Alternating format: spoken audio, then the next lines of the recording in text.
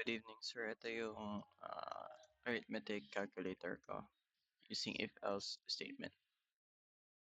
Ito yung ginawa ko. Yung double natin yung Fn and Sn. Fn stands for first number, Sn stands for second number.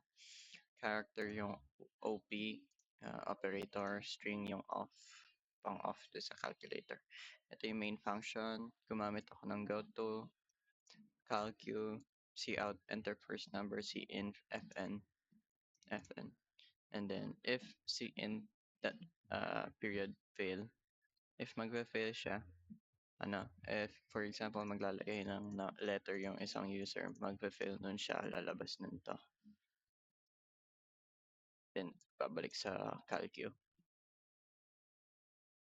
If fn 0, cout, enter an operator, cin op operator, cout, enter second number sn, kamukha lang doon sa number 1.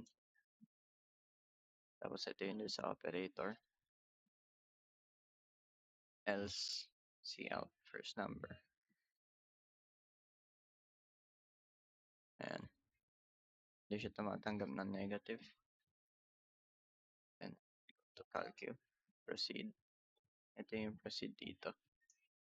Ito yung lalabas sa proceed. Would you like to continue computing? If so, type an else 0. If 1, babalik sa calcu. If 0, mag-terminate yung program. Ito yung error if negative. First number must not be negative. 1 plus 1 into. If 0, terminate. Then 1 plus 2, 1, babalik sa calcu. 1 minus 2.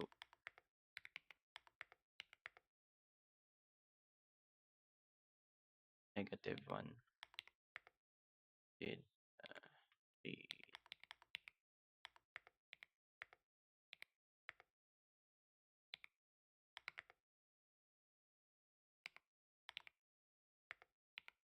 Divided by 2. And if mali yung operator na nilalagay,